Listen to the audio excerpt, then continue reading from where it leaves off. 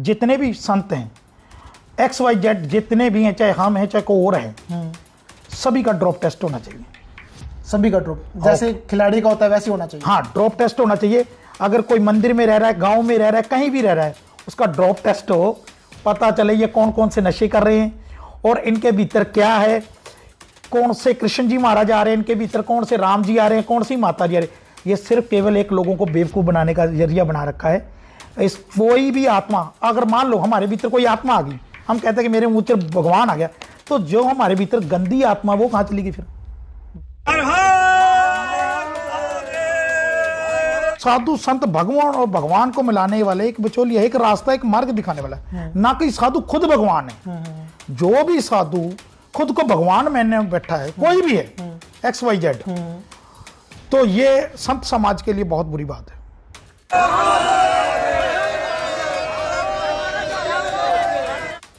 तो ये वस्त्र भी एक जंगल है जी। इसमें डाकू भी हैं, चोर भी हैं, लुटेरे भी हैं, साधु भी हैं, स्वादु भी हैं, हैं?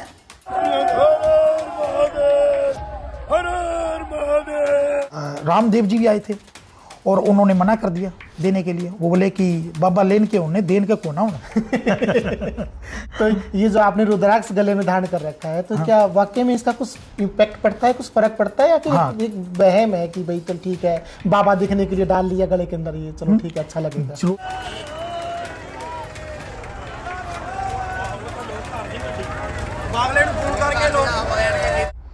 हमारी जरूरतें कम है इसीलिए हमें थोड़ा दम है। अच्छा, जरूरतें कम है क्योंकि हम नशे का प्रयोग नहीं करते। हम 3-4 लाख का जो सुल्फा लेके गांजा लेके चलना है ना, तो उसमें समझ लो हमारी पूर्ति नहीं हो सकती। साधु रोटी और लंगोटी का पक्का होना चाहिए।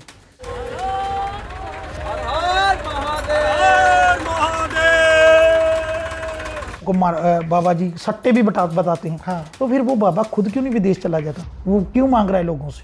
वो तो बाबा बन गया ना, उसको जरूरत नहीं है विदेश नहीं, फिर वो आप मान लो, मजा आता है समाज सेवा करने में। सुन तो लो, ये कौन सी समाज सेवा है? मैं तेरे को, हम तुम्हारे को बोल रहे कि सट्टा लगा भाई, तो घर बार बेच के लगा दे। फिर अगर उसका आ रहा है तो फिर बाबा का भी क्यों नहीं आ रहा? मतलब फ्रॉड है वो सारा वो 420 है, कुछ नहीं है। आजकल बाबा लोग ना हाथ देख कर बता देते हैं कि भाई तेरी किस्मत में क्या है, पैसे पूसे मिलेंगे नहीं मिलेंगे, सरकारी नौकरी मिलेगी नहीं मिलेगी, लड़का पैदा होगा नहीं होगा, शादी होगी कि नहीं होगी। आप भी करते हो वो काम, या फिर हम तो?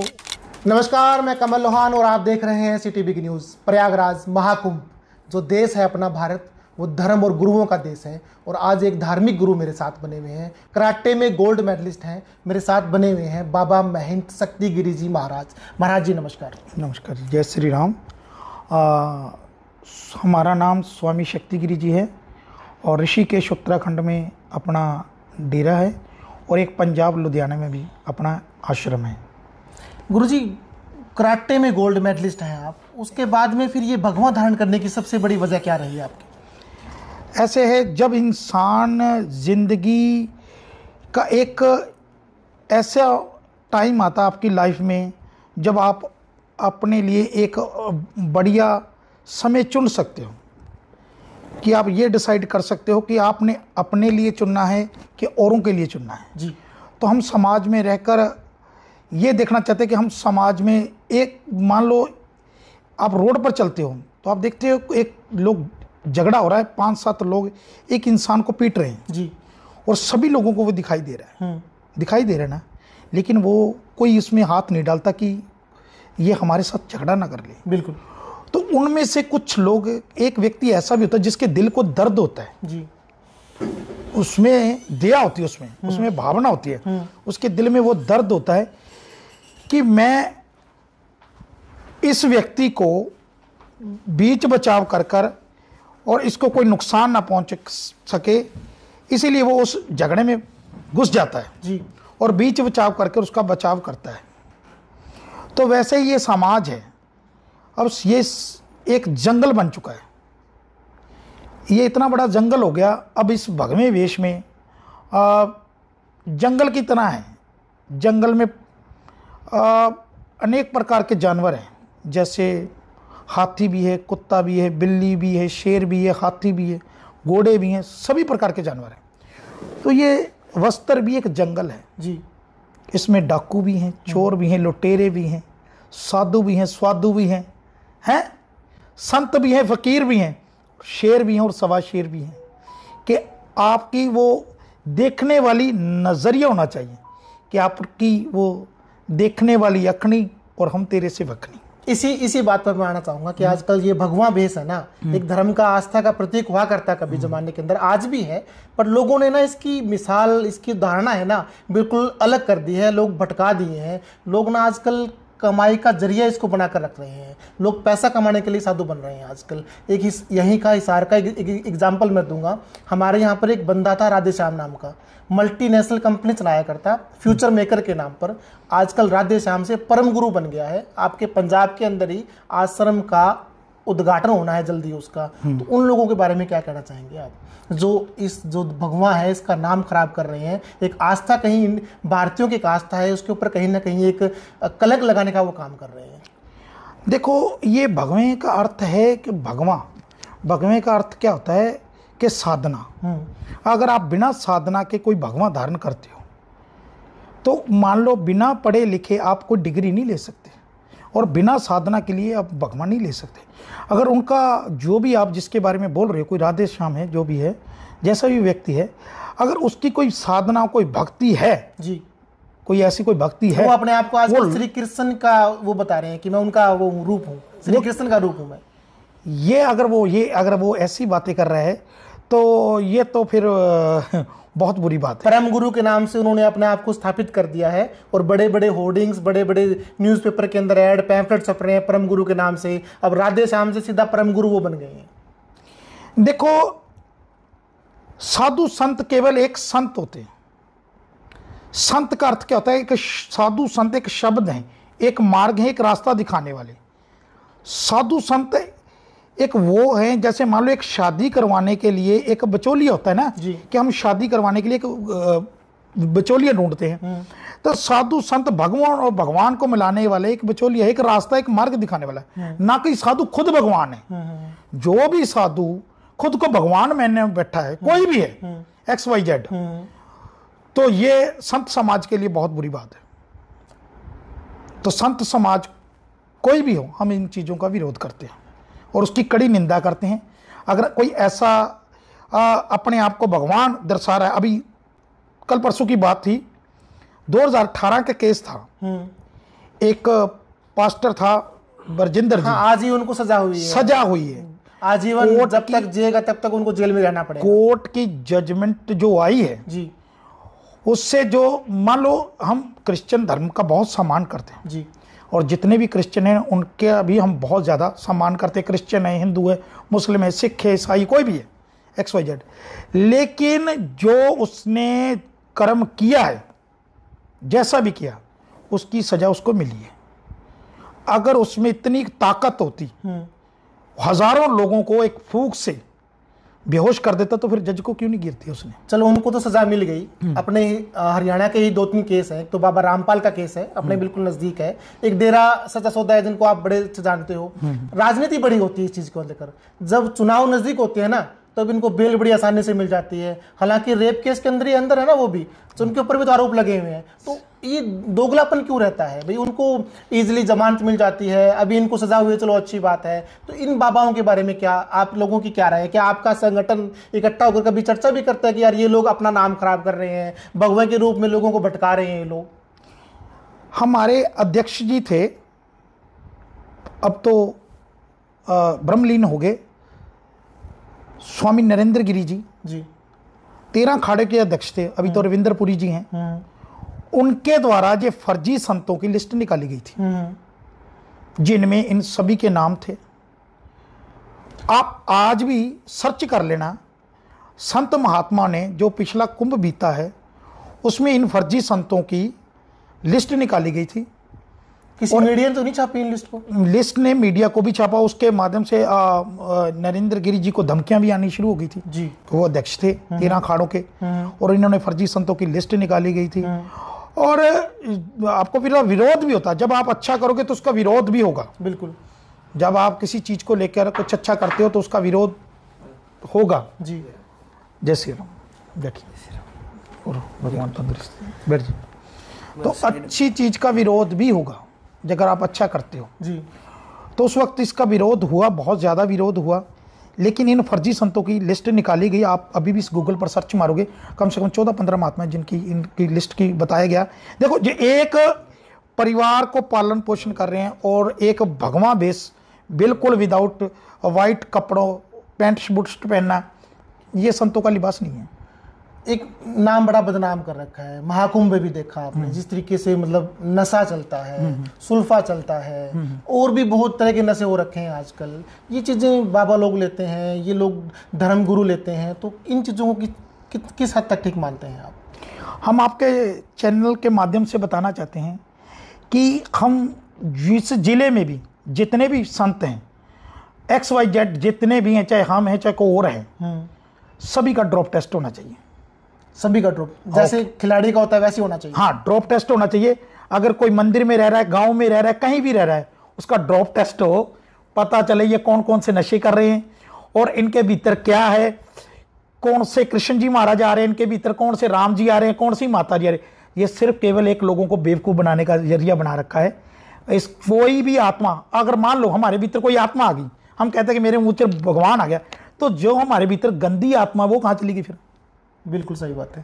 तो आप नशा नहीं करते? बिल्कुल कोई नशा नहीं करते, बिल्कुल कोई नशा। आपका डोप टेस्ट करवा सकते हैं आप ऑन द स्पॉट, हम चैनल पर करें अभी। आप मेडिकल वाले किसी भी व्यक्ति को अभी बुलाओ लैब से और हम तैयार हैं। आपकी एज कितनी है?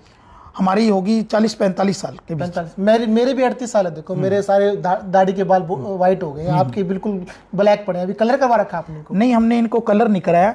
आप ज्यादा टेंशनों में रहते हैं, इसके लिए आपके सर के बाल भी उड़ गए हैं। आपके तो सर के भी उड़ गए।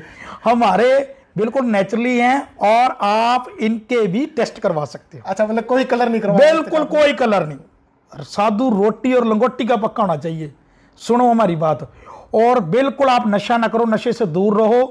और यही हमने कम से कम 28 बार ब्लड डोनेट कर सकते हैं और हर 3 महीने बाद हम ब्लड डोनेट करते हैं। और पानीपत से खानपुर की टीम, ये राजस्थान, अजमेर जिला, ब्यावर जिला, हमने जगह जगह अपने कैंप लगाए हैं। और यूपी मेरठ में भी हमारे कैंप लग चुके हैं। और आने वाले समय में 12 तारीख का हिसार में अपना एक ब्लड डोनेट के कैंप है और महा-उत्सव मना रहे हैं हनुमान जयंती का। गिरीश, आपकी एक वीडियो देख रहा था अभी मैं, तो अभी किसी गौशाला के अंदर आप गए हुए थे। वहां पर आपने 51,000 रुपए का दान दे दिया। बाबा लोग तो हमेशा मांगने के लिए होते हैं, वो तो मतलब कहीं जाते हैं भाई भिक्षा के रूप में या किसी रूप में, उनको ये चाहिए कि भाई हम तो कमाई धमाई कुछ करते नहीं, हमें तो कोई ना कोई भिक्षा दान दे गया तो हमारा काम चल जाएगा। आप दान कर रहे हैं। बात ऐसे है, देखो हमारी जरूरतें कम है इसीलिए हमें थोड़ा दम है। अच्छा, जरूरतें कम है क्योंकि हम नशे का प्रयोग नहीं करते। हम 3-4 लाख का जो सुल्फा लेके गांजा लेके चलना है ना, तो उसमें समझ लो हमारी पूर्ति नहीं हो सकती अगर नशे करते होंगे। तो हम जितने कई जगह पर, ये नहीं कि हम कैंसर पीड़ित लोगों की भी सेवा कर रहे हैं, जो मान लो कैंसर से जूझ रहे हैं, जिनके परिवारों की आर्थिक स्थिति बहुत कमजोर है, पैसा कैंसर पर, बीमारी पर बहुत ज्यादा लगता है, तो उनके लिए भी 1 महीने का हम पैकेज देते हैं राशन का हमारी ओर से। तो आपने देखा कि गौशाला में हमने काम इसलिए दिया वहाँ, क्योंकि हमें वहाँ जाकर लगा कि हमें कुछ करना चाहिए। हमने देखा वहाँ गौओं की साफ सुथरी बिल्कुल बहुत अच्छी सेवा कर रही थी। ये सोनीपत के अंदर है गवाना मुंडलाना गाँव, तो वहाँ पर गौओं की सेवा बहुत ज़्यादा। और रामदेव जी भी आए थे और उन्होंने मना कर दिया देने के लिए। वो बोले कि बाबा लेन के उन्हें देन का कोना होना। तो ये जो आपने रुद्राक्ष गले में धारण कर रखा है, तो क्या वाकई में इसका कुछ इम्पैक्ट पड़ता है, कुछ फर्क पड़ता है, या फिर एक वहम है कि भाई चल ठीक है बाबा दिखने के लिए डाल लिया गले के अंदर, ये चलो ठीक है अच्छा लगेगा? रुद्राक्ष प्रत्येक व्यक्ति पहन सकता है, वो उसकी अपनी हैबिट से, कोई शौक के मारे पहनता है, कुछ अच्छा दिखने के लिए, कुछ लोगों के बीच अच्छे सोच बनाने के लिए कि मैं एक धार्मिक प्रति का इंसान हूँ। लेकिन रुद्र का असल में मतलब किसी को नहीं पता। रुद्र का मतलब होता है आंख, अक्ष का मतलब होता है आंसू, रुद्र प्लस आंख, रुद्राक्ष। और शिव की आंखों से जो आंसू टपके उसी से बने थे रुद्राक्ष जी। और रुद्राक्ष भी एक चीज का सेवन करते हैं, बहुत कम ज्यादा लोगों को इस चीज के बारे में पता नहीं। रुद्राक्ष जो हम मंत्रों का जाप करते हैं उस चीज का वो रुद्राक्ष सेवन करते हैं जी। आप ऋषिकेश में आश्रम है आपका, आप हिसार पहुंचे हैं, आप सुना है आप बड़ा एक रक्तदान शिविर आप लगा रहे हैं, भंडारा लगा रहे हैं आपका, तो उसके बारे में हमारी ऑडियंस को तो एक जानकारी आप जरूर दें। हम कहते हैं कि 12 तारीख वाले दिन हनुमान जयंती है और ये हमारे पवन प्रधान जी हैं।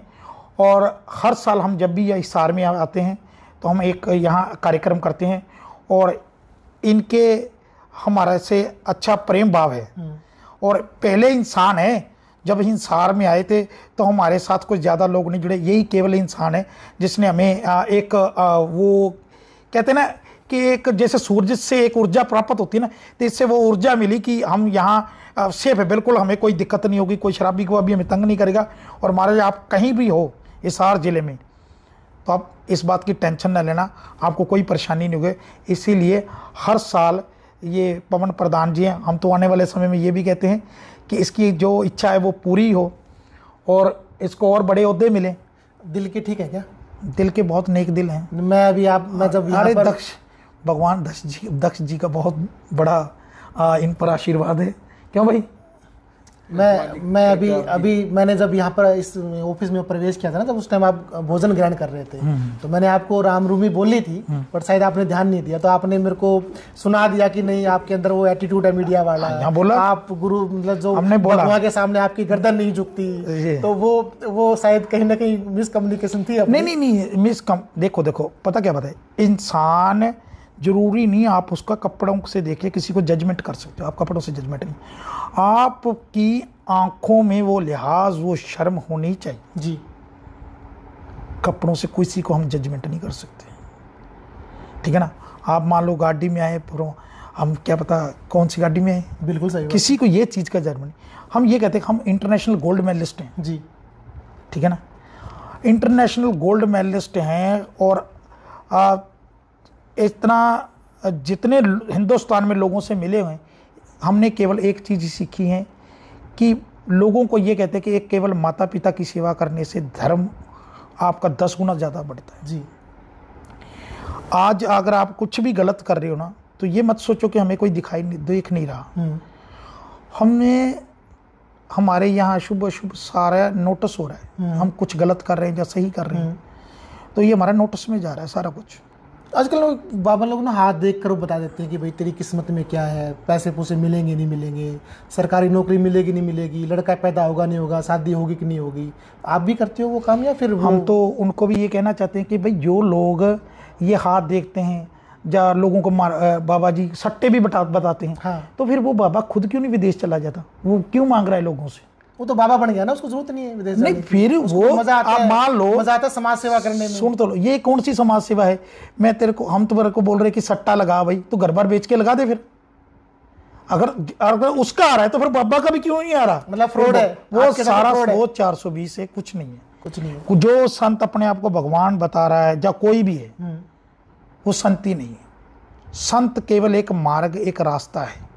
संत केवल एक रास्ता दिखाता है चलने का जी। चलना ना चलना तुम्हारी वश की बात है। तो हमारे जो युवा हैं जो आजकल ये सट्टे के चक्करों में रहते हैं, नशे के चक्करों में रहते हैं, तो उनको एक मैसेज आपकी तरफ से?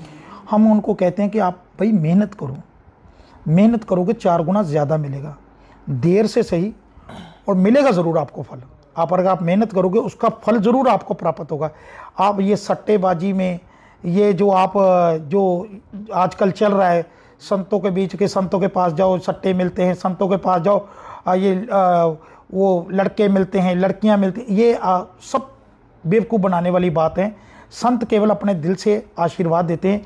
हम तो उन लोगों को भी कहना चाहते हैं जो गांव में बैठकर ये झाड़े लगा रहे हैं, जो गांव के लोगों के साथ बैठकर सुल्फा गांजा पी रहे हैं, वो भी संत नियम मानते हैं उनको। आजकल बड़ा चलता है खान बाबा, उसमें वो न्यूज़ भी मिलती है, अखबार में लिखा हुआ, घर में खून के छिंटे आना, पति पत्नी में अनबन, विदेश का वीज़ा लग जाना, प्रेमिका को वश में कर लेना। तो इन लोग बड़े चक्रों में ही पड़ जाते हैं। सारे के बड़े बड़े डॉक्टर भी इन चक्रों में पड़ गए थे। इतने बुद्धिजीवी होने के बाद भी इन चक्रों में पड़ जाते, कुछ तो ना कुछ तो उनके पास होगा ना ऐसा करने के लिए। देखो पता क्या बात है, यहाँ आजकल है स्मार्ट जनरेशन, ठीक है ना। आपकी औलाद आपसे ज़्यादा तेज है, आपको शायद नहीं पता। आप घर में बैठो, जब उनसे देखोगे ना तो आप भी एक बात को मानते कि भाई ये आने वाला समय बच्चों के लिए और भी ज़्यादा भयंकर हो। बिल्कुल सही बात है। क्योंकि ये जो आजकल जो फ़ोन चल रहा है ना, तो फ़ोन ने हमें एक चीज़ तो का बेनिफिट मिला कि लोगों को आपस में मिला दिया, नज़दीकियाँ बढ़ा दी, लेकिन उसी फ़ोन के माध्यम से हम लोगों से, अपने ही परिवार से दूर हो गए। टाइम से पहले मैच्योर हो गए बच्चे। हाँ, मतलब जिनको 18-20 साल के बाद में जो चीज़ें पता होनी चाहिए थी वो 10-12 साल की एज में उनको पता चल जाती है। यस, तो ये नुकसानदायक है। नुकसानदायक है। इसीलिए हम तो एक और मैसेज देना चाहते हैं कि अगर आप घर में रहते हो तो अपने घर में एक अनुशासन बनाएं। जब आप अपने कमरे के भीतर चले गए तो जितने भी घर में सेल फोन हैं उसको एक की जगह पे रखो, और एक सेल फोन हो जो कमरे के भीतर केवल सुनने के लिए, ना कि अलग अलग बैठे हो तो अलग अलग सेल फोन चला रहे हो और आपस में आप बातचीत नहीं कर रहे। इससे हमारी क्या होती है, हमारा जो ब्रेन है, माइग्रेन होता है, इससे और भी बीमारियां फैल रही हैं, क्योंकि हम ज़्यादा अकेला बैठना, अकेला सुस्त हो जाता है हमारा शरीर, और ज़्यादा बातचीत नहीं करने से हमारे अंदर की जो ह्यूमनिटी है वो खत्म हो रही है, डाउन हो रही है। जी बिल्कुल, बहुत बहुत धन्यवाद महाराज जी जुड़ने के लिए। जय श्री राम। तो ये थे हमारे साथ में महंत शक्तिगिरी जी महाराज, जिन्होंने बड़ी अच्छी अच्छी बातें हमें बताई। हालांकि बाबा लोग, आपने भी देखा होगा, कुंभ की बात करें या कहीं भी बात करें, उनका नशा कंटिन्यू चलता रहता है। कोई सट्टे की बात करता है, कोई व्यापार में उन्नति की बात करता है, बट ये बोलते हैं कि नहीं, बाबा का काम होता है सिर्फ अच्छा मार्ग दिखाना। अच्छा मार्ग देखें, अगर अच्छी बातें हैं वो बाबा लोगों से लें, क्योंकि ये हमारी परंपरा है। भारतीय संस्कृति के अंदर इन लोगों की एक अहम जगह है। उन चीज़ों को बड़े तरीके से अपनाएं अपने जीवन के अंदर। अगर अच्छे गुरु अगर आपके जीवन में मिलता है तो वाकई में आपको आगे तक लेकर जा सकता है। आगे भी इसी तरह के अपडेट के लिए जुड़े रहें, देखते रहें सिटी बिग न्यूज़। नमस्कार।